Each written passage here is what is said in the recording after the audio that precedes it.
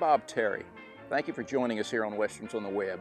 Up next, we have an incredible video done in 1991. This is Mary Brown interviewing Jan Merlin. Many of you probably remember Jan Merlin from, so many different things, but he played a great heavy on a lot of Westerns. But he also was a good guy in things like The Rough Riders with Kent Taylor and Peter Whitney. And here on Westerns on the Web's YouTube channel, we have a show with Jan Merlin. It's one of our Forsaken Westerns, and it's called Emperor Norton's Bridge. And Jan's a good guy in this one. But this is an interview from 1991. It's incredible this exists. Just sit back, relax, kick your boots up, and enjoy this, and we'll see you after the show. We're here at the Rawhide Steakhouse and Saloon with actor Jan Merlin. Hi, Jan. How are you today? Pretty good. Tell us how you got started in the movie business. Oh, wow. Got into it by, I was doing a show in New York, and Universal came out and was doing a picture called Six Bridges to Cross. They were going to do that in Boston, and they were looking for actors to be in the film, and I got cast into the film as one of the kids. Played a kid of about, I guess I was supposed to be about 15. I was really more like 26 then. And they took me up to Boston, where I played a real baddie. Was mean to a girl in the show, and they were going to shoot the rest of it out in Hollywood, and that was going to be the later age of this guy. All the kids grew up and looked at me and said, well, heck, you can play yourself as the older guy. And I said, sure I could. And they brought me out to Hollywood, and they kept me ever since. Not at Universal. I was freelancing at everybody's studios, and wound up being a heavy in most pictures, and wound up learning how to ride and be a cowboy. I was a cowboy for about 10 years, and German for about 10 years, and Russian, and all kinds of gangsters for the next 10 years, and I'd still prefer being the cowboy. That was the easiest, the most fun. You usually played the heavy. We know that. Oh yeah. I've always got killed. Not always. They fooled you. Got in with series where I was a kind of leading man, romantic fella. I was playing a Southern lieutenant in a series called The Rough Riders. And for about the first 10 weeks of shooting, I had a real bad time being nice and pleasant, because I'd played so many baddies. Every time I said something to somebody else, it always sounded awful. And I had a lot of scenes to play with the young ladies who came to play in the show, and I'd be talking nice to them, I thought, and then I'd see it on the screen, and that was a bad man. The girl would never go off with him anywhere, but eventually I learned how to be a pretty nice fella in it, I think. I think you did a pretty good job being a nice guy in that series. Yeah, but I went back to being a heavy again. You sure did. Now you did The Rough Riders, and that aired for how long? That was, I think we did about 30, maybe 38 shows. So a little over a year? Yeah, a little over a year.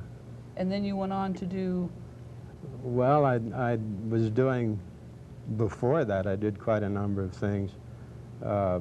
My first Western film was for Universal, and did a picture called Day of Fury. And that was kind of fun, because at that time I really didn't know how to ride. I was a New York kid, and I really didn't have much to do with horses. Didn't have much to do with cars either. I learned how to drive in Hollywood on a street called Laurel Canyon that goes like that. I had to have my license within a day because I was working in pictures, and I had to have the car to get back and forth to the studio, and I don't know why they ever gave me a license then, but they did. And the same thing with the picture, with the horse. I was playing usual thing. I was a heavy. I was sort of a smart aleck young punk in town, trying to imitate the heavy in the picture. And the first shot I was due for was a night shot. where the kid with his collection of cronies came marching down the streets of the town, kind of well liquored up, and walked up to the church, and the preacher came out of the church, and the kid confronted him and finally pulled his gun, shot the preacher, turned around, ran for the horse, and I was supposed to leap on the horse and go racing off down the streets of town. Well, I got cocky there with the preacher and pulled my gun, shot him, and I turned around, I ran for the horse, and the horse looked at me over his shoulder and took off. And I was chasing the horse down the street. Well, we cut and we did it over again, and this time they tied the horse to the railing. You know, there I went, shot the preacher, ran towards the horse, and the horse was spooked, kept bouncing around. I finally managed to crawl up into the saddle and just sat there. You know, he wouldn't go anywhere because he's still tied to the post there. And I was pretty embarrassed, and we thought we'd give it one more shot, and it didn't work out, you know. When I ran to the horse and I jerked the reins free and I tried to get on him, and he was waltzing that way and I was going that way, and finally the director said, "Get a double in here and put him in the clothes." And they had the double ride out of town for me. Well, it was after quite a few numbers like that, doing other pictures and riding, why I learned how to ride. But when I got to do Rough Riders, I really learned. And we were on horseback, I suppose, about sometimes as much as 6 hours a day. And so I really liked it. And, finally began to look as though I belonged on a horse. But I understand now, I've talked with other actors that have done Westerns, and they said the most important part of doing a Western when you're a cowboy actor is the mounting and the dismounting. Well, you can solve that somehow. My solution was I'd ask for a small horse so I could get up on him easy, because if you got a big one, you know, you needed a step ladder. I have seen a couple of well-known actors who usually had something to step onto before they got onto the horse itself. When I was doing that Day of Fury, Jock Mahoney was the leading man, and Jock was a pretty good stuntman. And Jock used to really kid the heck out of me because he'd leap on his horse over the back of it, and I'd be so envious, and I'd think, gee, I wish I could do that. I never could.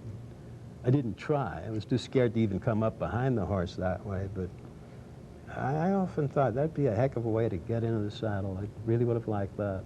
I'm a real fan of the old Western movies. I really, really enjoy them. Now, I understand that you were in a movie called Guns of Diablo. Oh yeah, that's that kind of interesting. I did that one with Charlie Bronson, and it's the only movie where I worked with one arm. He'd shot me in the arm early in the picture when we were younger, so I turned real mean and rotten, really did terrible things to a girl he was in love with, and years later he came back, and at the end of the picture we have a shootout, and there I am stuck with my one arm, but I must have been practicing with the other arm because I thought I could take him. Of course I didn't, and that's one of the pictures we'll show at the festival, by the way.